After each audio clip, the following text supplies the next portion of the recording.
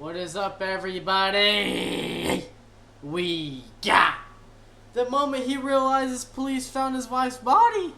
Let's get into it, man.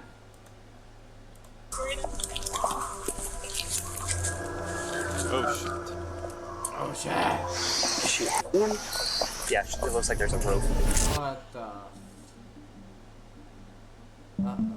It's literally like she vanished, and it's just not her anymore. This is 50-year-old Matthew Moore. Police have just arrived at his home after he reported his wife, Emily Noble, missing. He said, "It's not like her to disappear." But you're the one that killed her, man. Gut feeling right here. It's when my son died. It's great fucking here. It's awful. A year earlier, Emily's and Matthew's son went missing, only to be found dead in a forest near their home. Emily's ex-husband also died by self-inflicted means. And just 4 months after this body cam footage, Emily's body was found in the exact same way as their son. What do you mean? This motherfucker needs to be locked up for 500 years, man. This guy should not fucking get out. Most disturbing was that when Matthew first reported Emily missing, he somehow knew, down to every detail, how she would be found months later, leading detectives to suspect him of murder. But Matthew was smart. You killed her. No, I didn't, sir. Bullshit. Didn't. I murdered her and you threw her out like ice in garbage. You didn't kill her, my fucking ass. Stop doing that dirt, man. Come on, baby.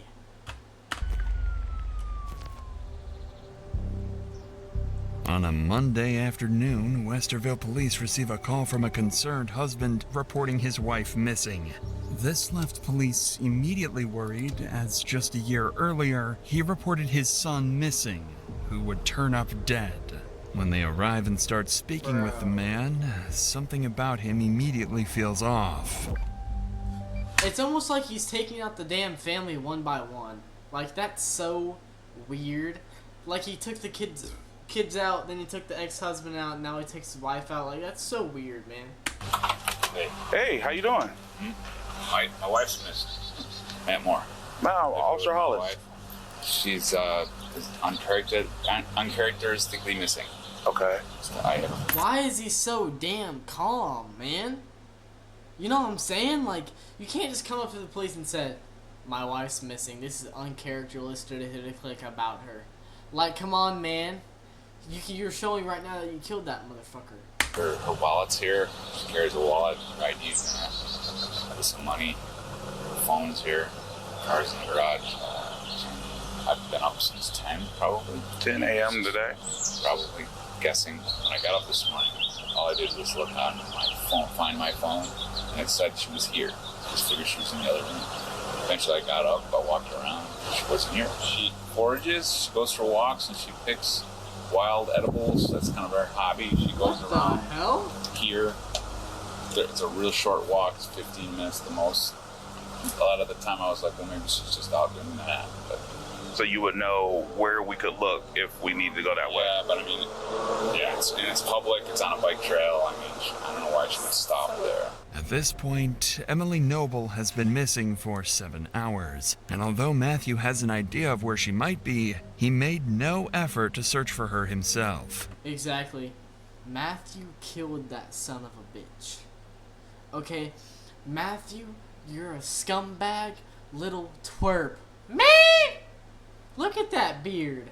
His inaction is unusual, and over the next few minutes, more red flags emerge, leading the officer to question Matthew's possible involvement in Emily's disappearance. I have a gut feeling right here. It's when my son died, same thing. It's right fucking here. It's awful. This is so unusual. I'm dying. I'm afraid something happened. This is not normal. Yeah, this isn't her. Has she ever threatened to harm herself? Ever done this before? No. Okay. Is y'all's relationship healthy? She never threatened to leave you or anything like that? No more than any other relationship. All right. So I see that the bed was made. Did you do that or she did that? That is, I just noticed that. You're right. I didn't make the bed. She did. That, I just noticed that. You're right. I didn't make the bed. She did. Stop capping, you motherfucker. You woke up out of the bed, man! The bed was made when I got up today. I didn't make it. So she was, I'm guessing, here this morning. Where was her cell phone? Was it with her wallet? Yes. My supervisor real quick. He's going to help start circulating the area you told me about. Just give me just a second, and I also want to contact St. Anne's to see maybe if she's over there. Okay? Give me just a second, sir. Thank you. Matthew is already expressing concerns that something bad might have happened to Emily. He compares it to the feeling he had a year earlier, when his son Joey tragically died by self-inflicted means. Joey was found in a local park near their home in Westerville. The officer finds it strange that Matthew is making this connection so quickly, with Emily missing less than a day. Inside the house, Emily Probably killed your damn son, too, you bastard. Emily's bed is made, suggesting she left the house after waking up. She also left her phone by the bedstand, which seemed unusual. The officer heads out to speak with neighbors, hoping for any leads on Emily's whereabouts. When he returns with encouraging news from a neighbor down the street, Matthew responds with something oddly specific and deeply troubling. Sir? Okay. You don't have to knock. Come on. All right. So we found a little bit of information. We still don't know where she is yet. Your neighbor saw her in the garage between 9 and 10 a.m. this morning. This morning? This morning. 10 in the morning. Yeah, around 9, 10 o'clock. Awesome. Can you show me her vehicle? Is it better to go inside or this way? Let's go this way. Put your keys in the car.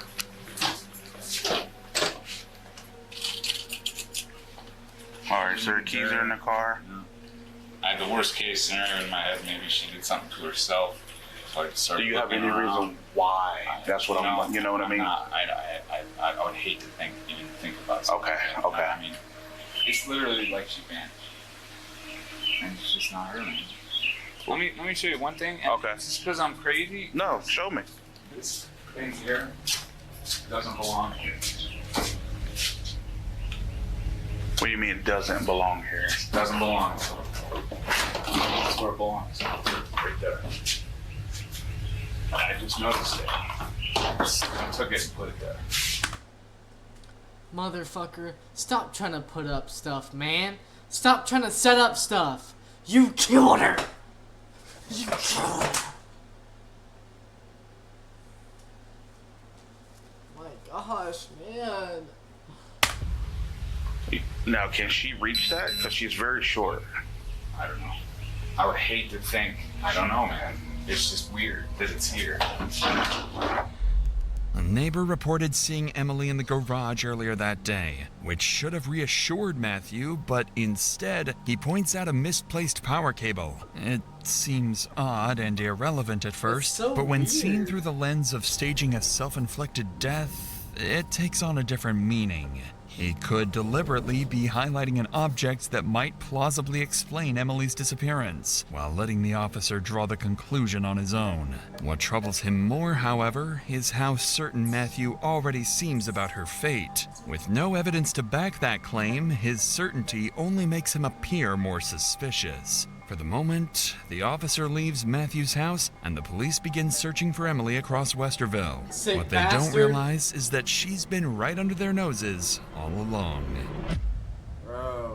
2 days after Emily's disappearance, police are running out of options. With no clear leads, they still have no idea where she might be or what happened to her. So while most of the Westerville PD continues searching, investigators bring Matthew in for a voluntary interview, hoping his insight might explain why Emily suddenly vanished. But the interview quickly takes a turn Matthew never expected.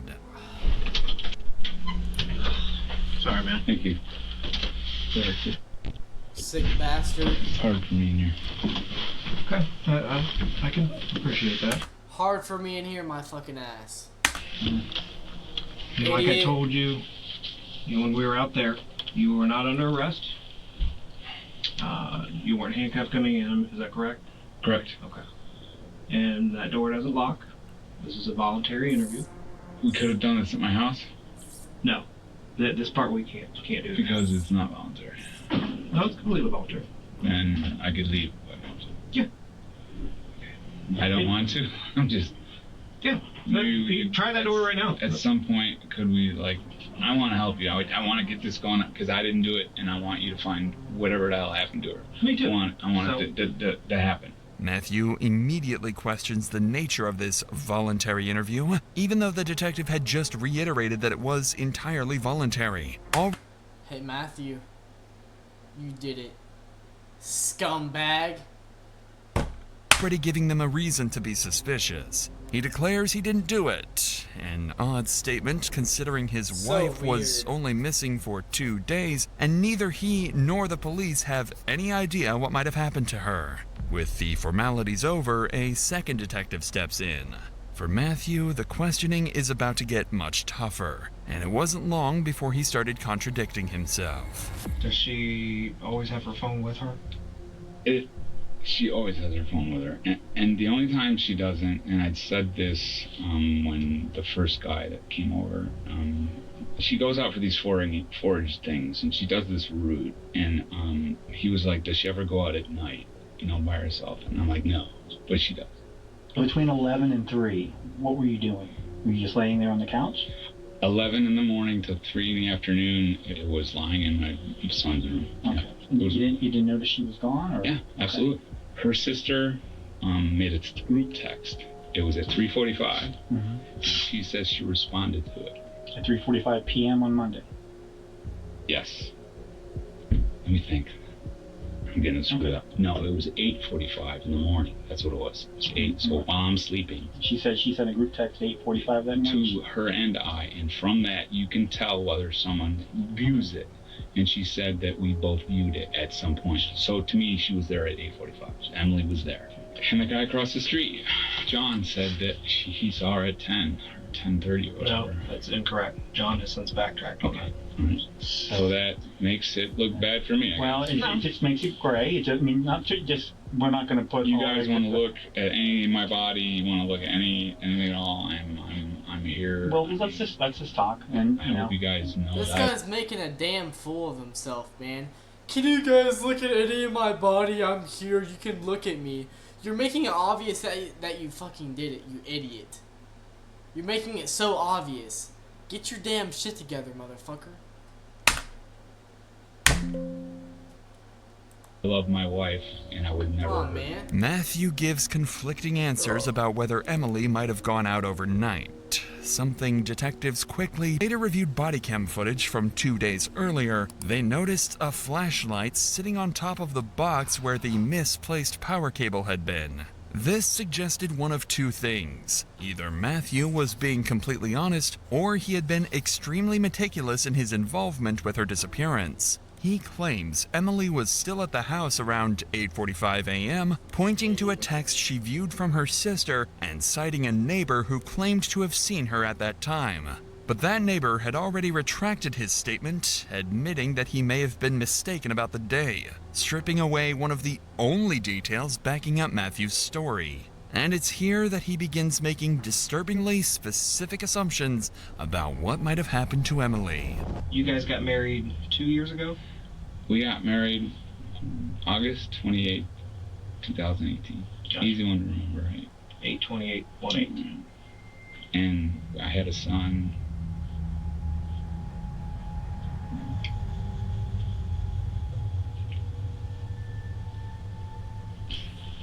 You tissues or anything? Drink water? Okay. We know about him. We don't need to. Yeah. Stop breaking down. Choke. It was horrible. Idiot, man. Oh, schizophrenia is the worst thing that happened to me.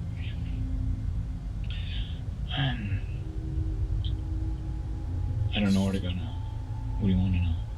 So scale of 1 to 10, relationship with her. What would you rate it? It would fluctuate. But we were on since 6 months. It was an 8. I did not hurt my wife. I did not hurt my wife. I loved her.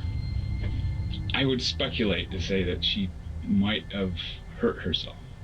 But if she did, you would have found her by now. She would have went down somewhere close and done it. Was there times when she would kind of say, you know, I'm not afraid to do this and thing. Yeah. I mean, don't they all kind of be like that? And why would you think she would hurt herself? I mean, possibility. Because she was not that she ever would. I'm just saying she was emotional. She would get emotional. If you ask me if I had to bet, I feel like there was some foul play involved. I would think it's very odd that she would leave voluntarily, leave all of her possessions, items behind, not go to work. So it's a possibility. It's happened before, but very unlikely. Damn straight. Or is she involuntarily missing? So my question is, what happened to her? We know that you were the last person to see her. You were the last person to see her? And look at your guilty, fat, little, wrinkly ass face. You did that! That's what we know. Definitively. Is there anything I can do to make it so you guys don't think that? Is there a polygraph test? Is there anything you need? Matthew speaks about Emily in the past tense, something detectives quickly take note of. He also suggests she may have been contemplating self-harm, yet police had confirmed through interviews with friends and family that she had no history of mental health issues and wasn't taking any medication. Even so, Matthew insists he isn't involved in her disappearance and even offers to take a polygraph to prove his innocence. That chance would come soon enough, but instead of clearing his name, it does the exact opposite. Idiot. For now, detectives decide to confront Matthew with what they believe might have happened to Emily, and that theory immediately casts him as the prime suspect. Was Emily in the rough? She like, was it rough? I mean...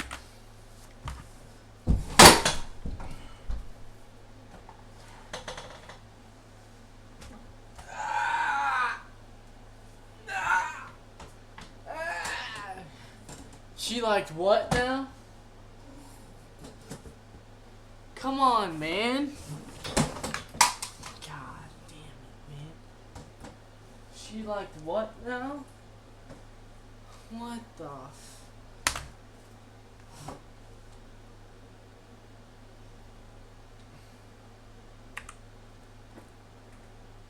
Court like that. Talking with one of her friends, there was a time within the last year where she had bruises on her. The friend was concerned that you were being physical towards her. Em then told her that no. I still can't get over that damn rough sex part. What the hell? Why would you even say something like that? Does she like rough sex? What the That's not the case. It was rough sex.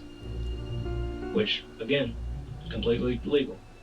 I don't understand why that would help you find where she is right now. Would you pass a lie detector test? Absolutely. Let's do it. You do it? You got it. When asked directly, Matthew downplays their intimacy, insisting that they didn't really practice choking. Detectives immediately challenge this with messages between Emily and a friend. Only then does Matthew admit they engaged in it, though he frames it as something mutual and consensual rather than abusive. By now, detectives are increasingly skeptical of his version of events and decide to put him through a lie detector test, a test he had previously claimed he was eager to take. But it wouldn't go the way he expected.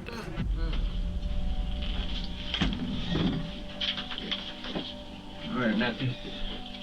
Yes, sir. Matt, as I said, there are no tricks. I have not lied to you since I first went up to your house yesterday. Damn straight. I'm not going to start now. Now, when I ask you the questions, I just want you to answer yes or no. Is your name Matthew Moore? Yes. Are the lights on in this room? Yes. Do you know where Emily is? No. Is this the month of May? Yes. Did you kill Emily? No. Are we in the city of Westerville? Yes. How do you think it went? You comfy with it? Yeah. Does it make sense and everything like that? I said Yeah. maybe no. So The essay test has now concluded, and detectives escort Matthew out of the room so they can assess it. And almost immediately, it's clear something about his answers doesn't add up. It is not good. You just sound deception. Number 4, does she know where she is? Yeah, but definitely. You said 4 and 7? The CVSA test flags signs of deception in Matthew's responses, particularly when asked about Emily's whereabouts. While not definitive proof, investigators consider the results significant enough to guide their next steps. With this in mind, they bring Matthew back into the room, and this time, their questioning takes on a far more confrontational tone, reflecting how strongly they now suspect his involvement in Emily's disappearance actually was. How do you think you did? Good. I mean, You did not do good. This one that you picked out? how can this be? I'm just pointing it to you. How can this You want me- be? You killed her, motherfucker. Take another test? You want me to do it again? No. I mean, I am just extremely nervous. What do you think happened to Emily? She would say that if she was going to do it, she would do it where she would be easily found. And she wouldn't want to cause it. You're telling on yourself, man. Stop doing that bullshit. You're just telling him what you did in Emily's perspective, man. Come on. Come on, man.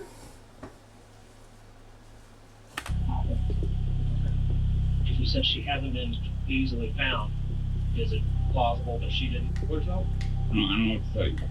I wish there was something I could tell you. I love my wife. I want my wife to come home. She's What? Realistically, she's not going to float out of the clouds. You found her body. No. This is very odd. Now I'm suspicious of what's going on now. What am I doing?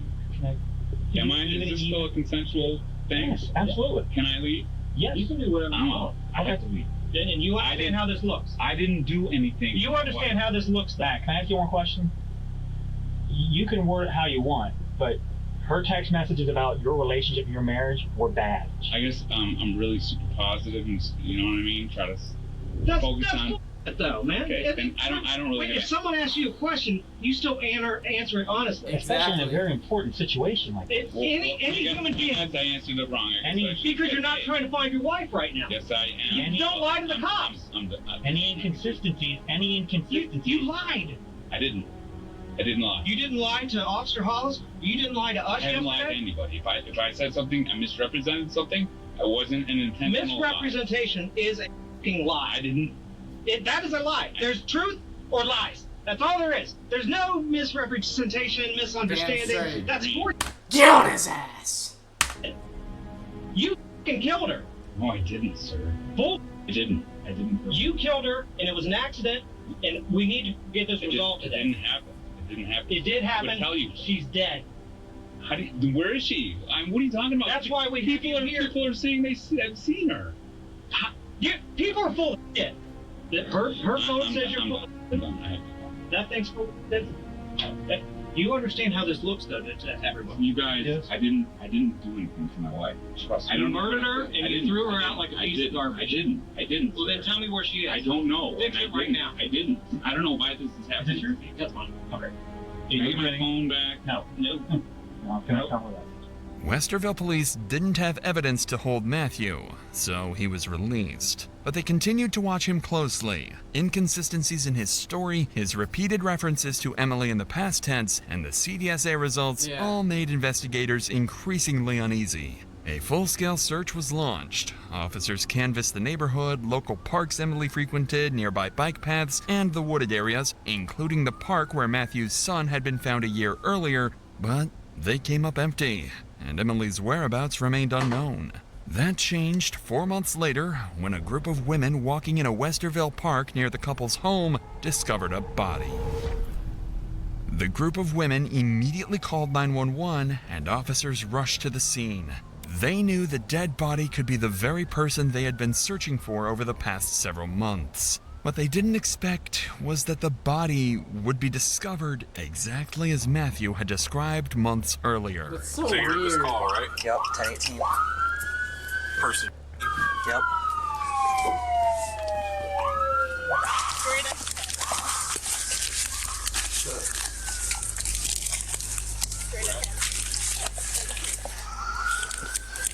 Alright, back out. Hey! Hey! Get them out of here, set up crime scene tape. Yep.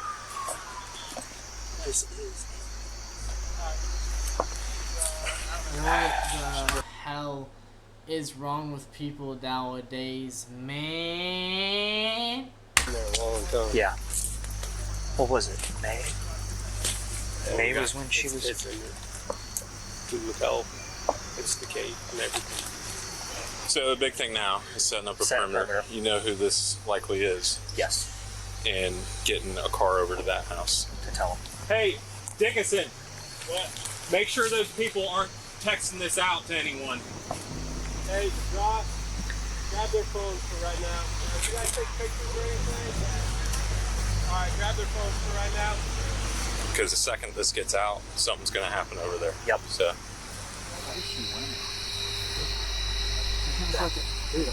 That's a computer cord. That's a USB. That's a USB. That's a computer cord. You can see right there. Yep. What is she wearing? Looks like some kind of like a nightgown. And why? Exactly. Oh, well, what is that? What is that? That's the top of it. That's a water bottle. Water bottle, maybe. That's a water bottle. Police find a woman dead, almost as if she was intentionally laid out under the base of a tree. One arm rested by her side near a black water bottle containing a peach-colored alcoholic beverage. Nearby lay a wedding band and an engagement ring. Somehow, officers had missed the dead body despite searching for Emily extensively over the past 4 months. Idiots. The coroner's examination confirmed that the body was indeed Emily. Astonishingly, Matthew had predicted almost every single detail of how she would be discovered. Yeah, close to home, by apparent self-inflicted means, and even using a cord similar to the one he had mentioned months earlier. By this point, the eerie accuracy of Matthew's statements had become too much for the Westerville police. Damn straight it's became too much. You basically told on yourself by saying what she would do. Like, bro, you're an idiot, man. Genuinely. To ignore. The next morning, he was indicted on 2 counts of murder and 1 count of felonious assault in connection with Emily Noble's death. Officers went to his house to take him into custody. What they didn't know yet was that Matthew wouldn't remain in custody for long. See him good? His elbow, I can see him good. Use your left hand and unlock the door. Only your left hand. Put your hands back on your head. Do not move. Yes, sir. Keep your hands right where they're at, all right? Coming off. Right, you got anything on you? No. All right, step straight out here. We're going to work. Come on. Good, guys. All right, we're going to walk over here towards the grass, all right? Palms together like a prayer. Matthew was taken into custody in June and remained in jail until his trial the following August. During that time, investigators built their case, convinced he murdered his wife, 52-year-old Emily Noble, and staged her death to look self-inflicted. Prosecutors pointed to his behavior after she went missing, like not joining volunteer searches, as evidence he knew she was already dead. They also stressed his past tense references to Emily in interviews and the CVSA tests that suggested deception, though those results were not admitted in court. The defense countered that the case was built on speculation. There were no eyewitnesses, no DNA linking Moore to the scene, and self-inflicted death was a real possibility. Emily's first husband had died the same way, and Moore's teenage son had also taken his own life the year earlier. They also pointed out investigative errors, mishandled evidence, and Moore's cooperation with police. Expert testimony proved conflicting. A forensic anthropologist noted fractures consistent with strangulation or a staged scene, while the coroner ruled the death a homicide. But defense experts showed the branch and USB cord could have supported a self-inflicted death, arguing the injuries were not definitive. What do you mean? In closing arguments, prosecutors emphasized circumstantial evidence and timeline issues, while the defense urged jurors to focus on reasonable doubt. After less than 3 hours of deliberation, the jury acquitted Matthew Moore on all counts. He broke down in tears as the verdict was read, and the judge reminded the court that convicting the wrong person would never serve true justice. Damn. Alright, man! Hey, that was a good one. I need to let him out.